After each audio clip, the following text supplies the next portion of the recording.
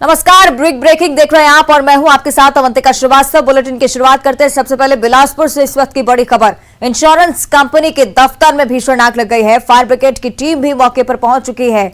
Building को खाली कराने का काम लगातार जारी है। बिजली की सप्लाई रोक दी गई है। आग बुझाने की कोशिशें लगातार की जा रही हैं। बिलासपुर से खबर सामने आई है जहां पर इंश्योरेंस कंपनी का एक दफ्तर जिसमें आग लगी और आग धीरे धीरे फैलती जा रही है। मौके पर अफरा तफरी का माहौल, लगातार इस बिल्डिंग को खाली कराने का काम किया जा रहा है। बिजली की सप्लाई यहां पर रोक दी गई है जिससे हादसा है और ज्यादा भीषण ना हो। हालांकि धीरे धीरे जानकारी सामने आएगी। बिल्डिंग को खाली कराया जा चुका है। साथ ही टीम जो है फायर ब्रिगेड की वो भी मौके पर पहुंच गई है। कड़ी मशक्कत के साथ आग पर काबू पाने का प्रयास लगातार जारी। इंश्योरेंस कंपनी बिलासपुर में स्थित है जहां लगातार ये जानकारी सामने आ रही है कि भीषण आग इस बिल्डिंग में और फायर ब्रिगेड की टीम मौके पर पहुंची है। दमकल की टीम पूरी कोशिश में है कि इस आग पर काबू पा लिया जाए। तो बिल्डिंग को खाली कराने का काम भी लगातार जारी है। बिजली की सप्लाई यहां पर रोक दी गई है। आग बुझाने की कोशिशें भी निरंतर जारी। तो बिलासपुर से खबर आपको बता रहे हैं। इंश्योरेंस कंपनी का दफ्तर जहां पर भीषण आग लगी। हमारे सहयोगी विनोद कुशवाहा हमारे साथ फोन लाइन पर जुड़ रहे हैं। विनोद, क्या कुछ जानकारी इसको लेकर? इंश्योरेंस कंपनी का दफ्तर है और इसी कॉम्प्लेक्स में डेंटल हॉस्पिटल बड़ा और दूसरे एक्सिस बैंक भी हैं। तो काफी बड़ा व्यवसायिक कॉम्प्लेक्स भी और काफी सारे बैंक भी हैं। बताया जा रहा है कि कुछ कर्मचारी जो है बाहर से लॉक करके खाना खाने के लिए गए थे, तभी अंदर आग भड़कती हुई दिखाई दी, जिसके बाद अफरा तफरी का माहौल विकसित हो गया। तुरंत जो कॉम्प्लेक्स के लोग हैं उनको खाली करवाया गया, क्योंकि हॉस्पिटल भी है इसलिए मरीज भी वहां पर थे, इसलिए मरीजों को भी वहां से हटाने का काम किया गया। अभी 2 दमकल की गाड़ियां मौके पर पहुंची हुई हैं और लगातार आग बुझाने का प्रयास जारी है ताकि कॉम्प्लेक्स के दूसरे हिस्से में आग जो है वो फैल न सके। उसकी पहली कोशिश हो रही है दमकल कर्मियों के द्वारा। 2 फायर ब्रिगेड तैयार हैं और आपात के रूप में दूसरे भी जो फायर दमकल विभाग है उनको भी सूचित कर दिया गया। अगर जरूरत पड़ेगी तो और भी दमकलों को यहाँ पर भेजा जा सकता है। लेकिन फिलहाल जो 2 दमकल की गाड़ी लगातार आग पर काबू पाने का प्रयास कर रही है। अवंतिका। विनोद, इस दफ्तर को पूरी तरह से खाली करा लिया गया है या फिर कोई और भी इसमें भी मौजूद है?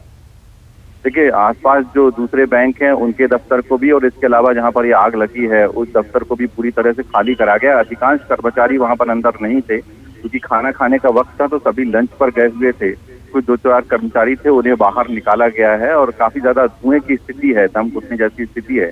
और यही वजह है कि आसपास के जितने भी इलाके हैं जहाँ पर कि धुआं फैल रहा है वहां से लोगों को तत्काल हटाया गया है। अभी फिलहाल पूरा कॉम्प्लेक्स खाली है। अंदर दमकल की गाड़ियां हैं और उनके कर्मी हैं जो आग बुझाने का प्रयास कर रहे हैं। अवंतिका। विनोद, साथ ही ये भी जानकारी चाहूंगी क्या प्राथमिक तौर पर कोई भी आशंका किस वजह से आग लगी, कोई बात अभी तक सामने आ पाई है? देखिए, अभी प्रारंभिक तौर पर तो यही जानकारी स्पष्ट हो रही है कि शॉर्ट सर्किट की वजह ही जो है वो बता रहे हैं। हालांकि उसकी आशंका कम है क्योंकि व्यवसायिक कॉम्प्लेक्स अत्याधुनिक सुविधाओं से बना हुआ है। ऐसे में और भी कई तरीके, चूंकि इंश्योरेंस कंपनी है और लाखों करोड़ों के दस्तावेज जो है वो अंदर मौजूद थे, तो दस्तावेज को कितना नुकसान हुआ है, जो और उपकरण लगे हुए थे उनको कितना नुकसान हुआ है, तो आग पर काबू पाने के बाद और फिर जब आकलन होगा तब समझ में आएगा। लेकिन अभी प्रारंभिक तौर पर जो कहा जा रहा है कि शॉर्ट सर्किट हुई है जिसकी वजह से ये आग लगने की बात सामने आ रही है। अवंतिका। निश्चित तौर पर विनोद, और ये भी माने कि जब इस दफ्तर में आग लगी तब कोई भी इस दौरान मौजूद नहीं था दफ्तर में, नहीं तो कोई भी बड़ा हादसा इस दौरान हो सकता था। निश्चित तौर पर जैसा मैंने बताया कि आसपास अस्पताल भी हैं, बिल्डर्स के काफी सारे ऑफिस भी हैं और इसके अलावा दूसरे अन्य बैंक की शाखाएं भी यहाँ पर संचालित हो रही हैं। और सबसे बड़ी चीज है कि जिस इलाके पर आग लगी है उसके आसपास काफी बड़े व्यवसायिक कॉम्प्लेक्स हैं और ऐसी स्थिति में अगर आग फैलती है तो बहुत बड़ा खतरा हो सकता था और अगर अस्पताल में आग पहुंची तो मरीजों को भी खतरा हो सकता था। डेंटल मेडिकल कॉलेज का अस्पताल है ये, तो इस लिहाज से भी जो है संवेदनशील हो जाता है और यही वजह है कि तत्परता दिखाई दमकल कर्मियों में और तत्काल यहाँ पर पहुंचे हुए हैं। कोशिश लगातार उस हिस्से में जारी है जहाँ पर की आग फैली हुई है उसको अपने कब्जे में लिया जा सके। अंदर अभी दमकल के 4 कर्मी जो है वो अंदर पहुंचे हुए हैं और आग बुझाने का लगातार उनकी ओर से प्रयास जारी है। ठीक है, शुक्रिया आपका विवेक इस पूरी जानकारी के लिए।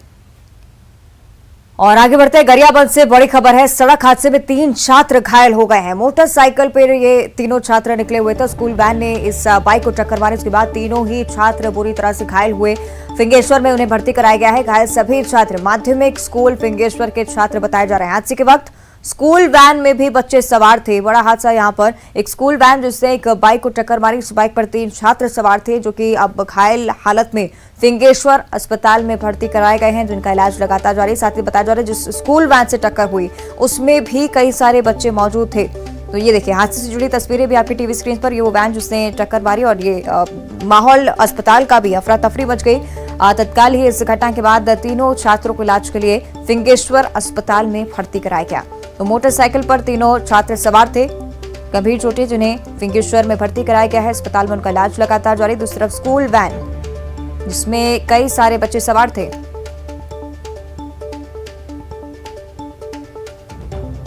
ज्यादा जानकारी के लिए सहयोगी शेख इमरान हमारे साथ फोन लाइन पर जुड़ रहे हैं। शेख, क्या कुछ जानकारी अभी तक इस हादसे को लेकर सामने आ पाई है? जी अवंतिका जी, एक बड़ा हादसा होते होते टला है। जैसे कि एक तीनों जो छात्र हैं वो फिंगेश्वर के शासकीय ठाकुर दलगंजन उच्चतर माध्यमिक विद्यालय के छात्र हैं। ये तीनों स्कूल आ रहे थे पेट्रोल टंकी में पेट्रोल डलवाकर, तभी एक बच्चों से भरी स्कूल वैन जो निजी तौर पर व्यवस्था की जाती है, वह स्कूल वैन आकर उनके मोटरसाइकिल को ठोकर मार दी, जिससे तीनों बच्चे जमीन पर गिर गए और घायल अवस्था में उन्हें फिंगेश्वर के सामुदायिक स्वास्थ्य केंद्र लाया गया, जहां उनका उपचार किया जा रहा है। हालांकि इस खबर मिलते ही तमाम लोग वहां पहुंच गए और हॉस्पिटल में अफरा तफरी का माहौल बन गया। राहत की बात यह है कि उन बच्चों को बड़ा नुकसान नहीं हुआ है, लेकिन गंभीर ये मामला बन सकता था, क्योंकि जिस स्कूल वैन ने इन तीनों बच्चों को ठोकर मारी है उसमें छोटे छोटे स्कूली बच्चे सवार थे। अगर बड़ा हादसा होता तो जाहिर तौर पर स्कूली बच्चों को एक बड़ा नुकसान हो सकता था और एक बड़ा सड़क हादसा हो सकता था। लेकिन गनीमत रही कि इस तीनों स्कूली छात्रों को गंभीर चोटें नहीं आई हैं। डॉक्टर उन्हें बेहतर उपचार की सलाह दे रहे हैं और तीनों को उपचार जारी है। वहीं निजी स्कूल वैन में सवार बच्चों को भी किसी तरह का कोई चोटें नहीं आई हैं। जी अवंतिका। ठीक है, शुक्रिया आपका शेख इमरान इस पूरी जानकारी के लिए।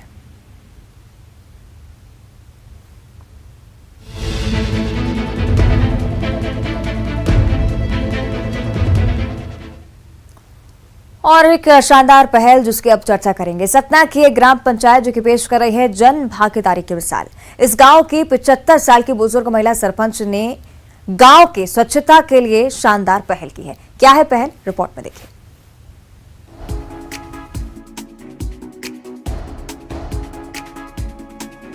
हम लोगों ने स्वच्छता का कर लगाया है। स्वच्छता कर लगाए जाने का ऐलान करती ये बुजुर्ग महिला है सतना के बड़ा इटमा पंचायत की सरपंच गीता पांडे। इस उम्र में ये न सिर्फ पंचायत की बागडोर संभाल रही हैं, जन भागीदारी से पंचायत के विकास की पहल भी कर रही हैं। इस पंचायत ने स्वच्छता और पर्यावरण संरक्षण के लिए टैक्स लगाने का फैसला किया है। पंचायत में हर परिवार से 10 रुपए स्वच्छता कर लिया जाएगा, जिसका इस्तेमाल इटमा को स्वच्छ रखने में किया जाएगा। माननीय सरपंच महोदय एवं सम्मानित समस्त पंच महोदयों की बैठक बुलाई गई और उस बैठक में ये सर्वसम्मति से निर्णय लिया गया कि ग्राम पंचायत बड़ा इटमा में स्वच्छ बड़ा इटमा और स्वस्थ बड़ा इटमा के मानसिकता को लेके और ये स्वच्छता कर लगाने का निर्णय लिया गया है, जो 10 रुपये प्रति घर के मान से स्वच्छता कर लिया जाएगा और स्वच्छता गाड़ी चलाई जाएगी, उसका संचालन किया जाएगा और लोगों को जिससे स्वच्छता का लाभ मिले। पंचायत का खुद का कचरा वाहन होगा जो घर घर कचरा एकत्रित करेगा। स्वच्छता कर की राशि से गांव में कचरा वाहन, डस्टबिन, गंदे जल का फिल्ट्रेशन और पानी निकासी की व्यवस्था करने का फैसला किया गया है। इस फैसले को स्थानीय लोगों ने सही बताया है और इस मुहिम में सहयोग करने की बात कही है। ग्राम पंचायत बड़ा इटमा में ग्राम सभा में जो प्रस्ताव पंचों के द्वारा रखा गया और सभी नागरिकों की उसमें सहमति रही, उसमें पूरी सहमति हमारी है। साथ में गांव के सभी लोगों की भागीदारी भी रहेगी और यह बड़े खुशी की बात है कि स्वच्छता कर हमारे गांव में लागू होने जा रहा है। रामनगर जनपद के ग्राम पंचायत बड़ा इटमा की विशेष सभा में स्वच्छता और पर्यावरण संरक्षण की दिशा में बड़ा फैसला लिया गया। महिला सरपंच गीता पांडे ने पंचायत के विकास के लिए कई अहम निर्णय लिए। ये प्रस्ताव सर्वसम्मति से पारित हुए। महात्मा गांधी को अपना आदर्श मानने वाली गीता पांडे ने स्वच्छता और पर्यावरण संरक्षण के साथ साथ पारदर्शी स्थानीय सरकार का संकल्प भी लिया। पंचायत की साफ सफाई के लिए जन भागीदारी सुनिश्चित करने टैक्स लेने का फैसला लिया गया। इसके साथ मध्य प्रदेश मांस विक्रय नियम के तहत गांव में निर्धारित जगह से अलग स्थान पर मांस व्यापार करने पर 200 रुपए जुर्माने का प्रस्ताव भी पारित किया गया। पेयजल वितरण कर की राशि में पूरी पारदर्शिता का संकल्प पारित किया गया है। पंचायत में जनसुनवाई और पौधारोपण का संकल्प भी लिया गया है। स्वच्छता अभियान के से हम पूरी तरह सहमत हैं। माननीय सरपंच महोदय के इस प्रस्ताव में मैं पूरी तरह से अपना योगदान दूंगा और जितना मेरे से हो सकेगा सबको जागरूक करूंगा। ये जो कर लगाया गया है ये तो बहुत अच्छी बात है भाई, सबको मिल के जो है तो स्वच्छता में सहयोग करना है। अब हमारे पंचायत में जो है एक स्वच्छता गाड़ी है, वो गाड़ी जो है घर घर जाएगी। ये हम लोगों की जवाबदारी होती है कि हम लोग जो है कचरा इकट्ठा करके एक जगह रखें। जैसे ही वाहन आता है स्वच्छता वाहन, उसमें जो है कचरा डंप कर दे दें। इस पंचायत की आबादी करीब 6000 की है। कृषि यहाँ रोजगार का साधन है। बुजुर्ग गीता पांडे ने यहाँ के विकास की जिम्मेदारी संभाली है। पंचायत सरकारी फंड के पारदर्शी इस्तेमाल के साथ ही पंचायत के विकास के लिए अपना फंड भी जुटा रही है। बताया जा रहा है कि जिले के 694 पंचायतों में बड़ा इटवा पहला पंचायत है जिसमें ये काबिले तारीफ पहल की गई है। शिवेंद्र सिंह बकील, न्यूज़ 18, सतना।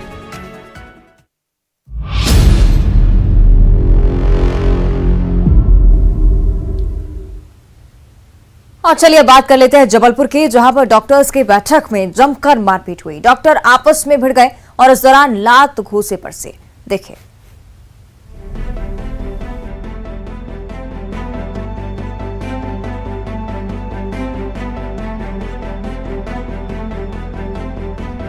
जूतम पैजार, हंगामा जोरदार। जबलपुर में आयोजित इंडियन मेडिकल एसोसिएशन की बैठक की ये तस्वीरें हैं। बैठक में डॉक्टर आपस में भिड़ गए, लात घूंसों की बरसात कर दी। इस घटना का वीडियो सोशल मीडिया पर वायरल हो रहा है, जिसमें देखा जा सकता है कैसे ये डॉक्टर दंगल कर रहे हैं। आईएमए मध्य प्रदेश की वार्षिक काउंसिल बैठक के दौरान आईएमएम हॉल में डॉक्टरों के बीच मारपीट हुई। बताया जा रहा है कि आईएमए के जिला अध्यक्ष स्वागत भाषण दे रहे थे। इसी दौरान उन्होंने डॉक्टरों पर टिप्पणी की। भोपाल, इंदौर और ग्वालियर आईएमए के सदस्यों के बारे में टिप्पणी की गई। ग्वालियर से आए सदस्यों ने विरोध जताया, लेकिन जिला अध्यक्ष ने उन्हें गेट आउट कह दिया, जिसके बाद डॉक्टरों ने उनकी जमकर पिटाई कर दी। सभी तरह से सभी जो प्रतिनिधि आए थे वो, और उसमें हमारे बहुत सारे रूटीन बिजनेस डिस्कस होते हैं, कुछ अवार्ड दिए जाते हैं, कुछ चुनावों की प्रक्रिया होती है और जो एक एजेंडे के तहत हम लोगों की मीटिंग चलती है। तो उसमें प्रोटोकॉल के तहत जो लोकल ब्रांच का प्रेसिडेंट होता है वो एक स्वागत भाषण सभी प्रदेश प्रतिनिधियों को देता है। उसी संदर्भ में डॉक्टर अमरेंद्र पांडे जब स्वागत भाषण दे रहे थे तो कुछ जो प्रदेश से पहुंचे हुए सदस्य थे उन्होंने कुछ आपत्ति दर्ज करी। उसी बीच कुछ गहमा गहमी बढ़ी और अचानक कुछ जो डॉक्टर्स हैं वो ऊपर मंच पर आ गए और उनने धक्का मुक्की मंच पे पूरी अव्यवस्था फैला दी। ये हंगामा काफी देर तक चलता रहा। आईएमए जबलपुर के पदाधिकारियों के बीच बचाव करने पर मामला शांत हुआ। बताया जाता है कि हंगामे के बाद आईएमए के सदस्यों के कहने पर जिला अध्यक्ष ने अपने व्यवहार पर खेद जताया और माफी मांगी। हालांकि उन्होंने कहा कि ग्वालियर और इंदौर के सदस्य आईएमए के हेडक्वार्टर को जबलपुर से छीनना चाहते हैं और इसी कारण जानबूझकर हंगामा किया गया। आईएमए के प्रदेश अध्यक्ष डॉक्टर राकेश पाठक ने पूरे घटनाक्रम पर खेद जताया है और कहा कि इस मामले की पड़ताल के बाद जो डॉक्टर दोषी पाए जाएंगे उनके खिलाफ कार्रवाई की जाएगी।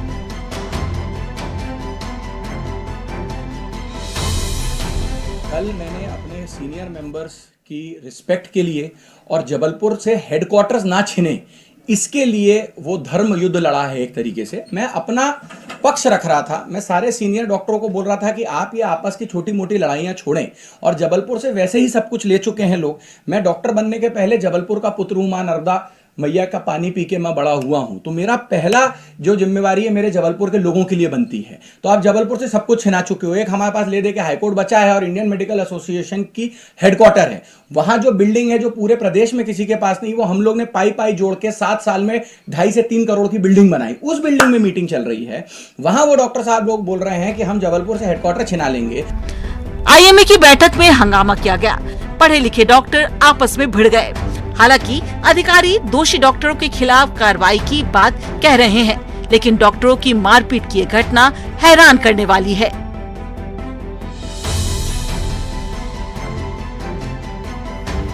जबलपुर से न्यूज़ 18 के लिए प्रतीक अवस्थी की रिपोर्ट। तो बैठक में हुए बवाल की तस्वीरें हमने आप तक पहुंचाई और उस पर और ज्यादा जानकारी हम लेंगे। इससे कि प्रतीक अवस्थी जबलपुर से हमारे साथ लाइव जुड़ रहे हैं, उनका हम लोग कर लेते हैं। प्रतीक, तस्वीरें हमने देखी और बेहद ही निराशाजनक है तस्वीरें कि डॉक्टर्स की बैठक में इस तरह का माहौल बन जाता है। क्या कुछ है ये पूरा विवाद और किस तरह से इसका निराकरण अब होगा?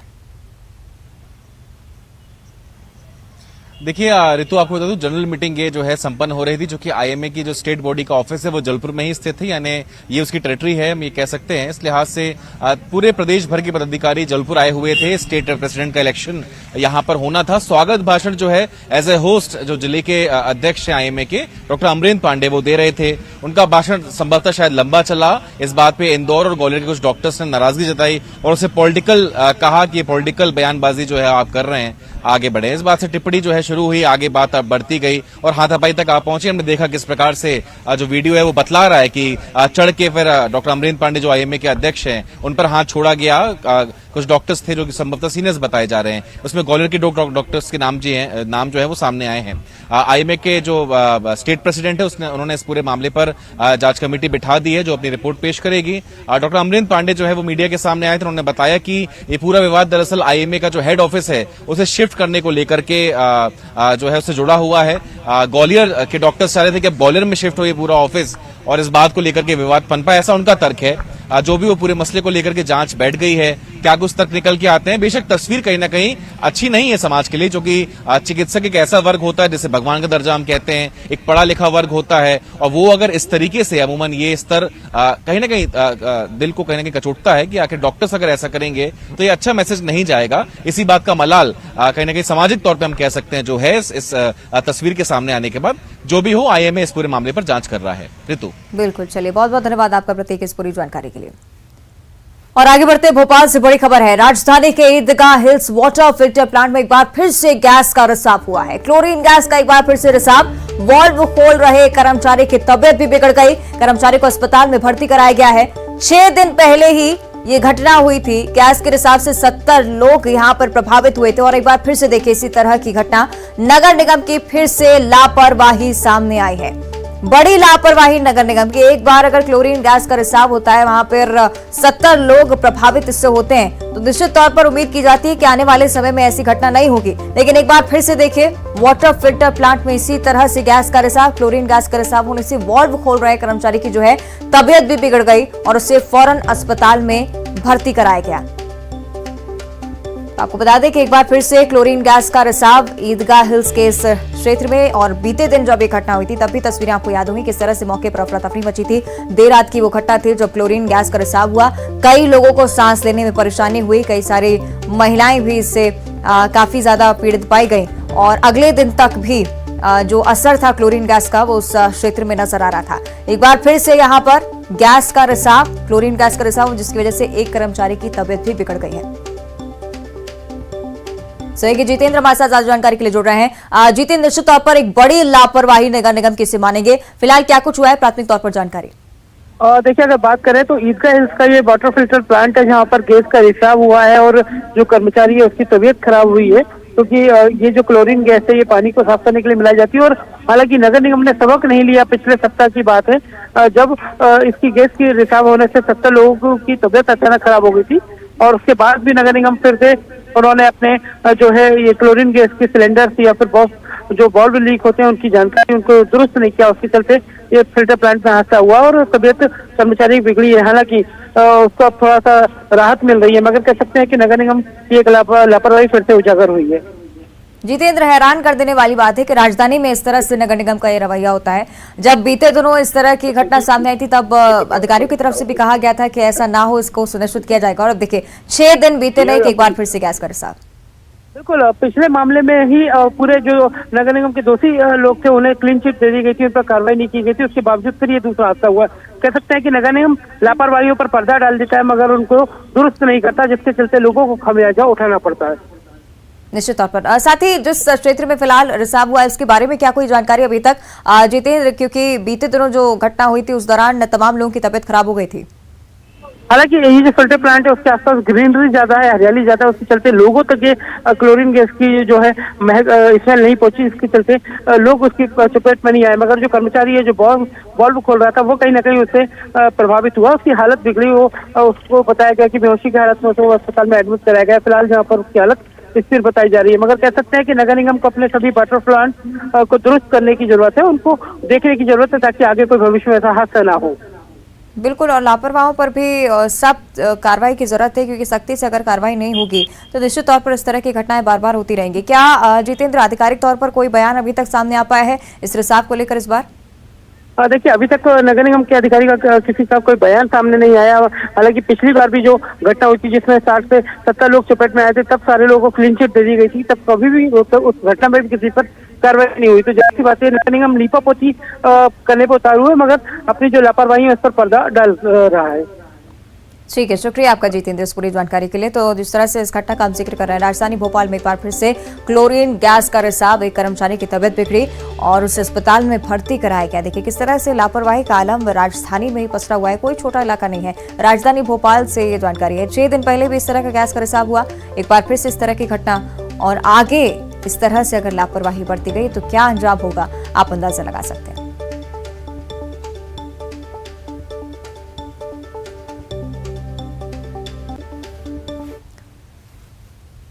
आगे बढ़ते हैं, रीवा से बड़ी खबर है। मोबाइल दुकान पर जीएसटी का छापा पड़ा है। जीएसटी टीम दुकान में दस्तावेज खंगाल रही है। फर्जी मोबाइल बेचने की शिकायत जैसे ही जीएसटी टीम को मिली वैसे ही टीम यहां पर पहुंची और यहां पर छापा मार कार्रवाई जीएसटी टीम की लगातार जारी है। मोबाइल दुकान में इस बार छापा पड़ा है जीएसटी का, क्योंकि फर्जी मोबाइल बेचने का जो जानकारी थी, जो शिकायत थी, वो जीएसटी की टीम को प्राप्त हुई थी। तस्वीरें देखिए, इस तरह से रीवा की मोबाइल दुकान में जीएसटी टीम की छापामार कार्रवाई लगातार जारी।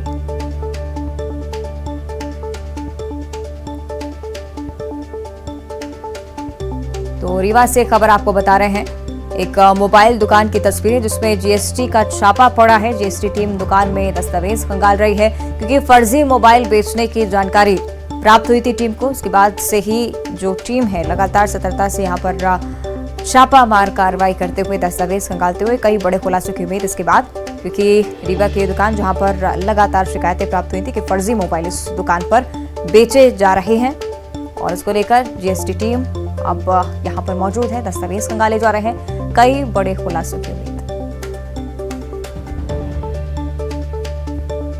तो बीते दिनों भी जीएसटी की कई बार कार्रवाई मध्य प्रदेश के अलग अलग हिस्सों में देखने को मिली। एक बार फिर से देखिए, दुकान में छापा पड़ा है। और इसी के साथ इस बुलेटिन में फिलहाल इतना ही। देखते रहिए न्यूज़ 18।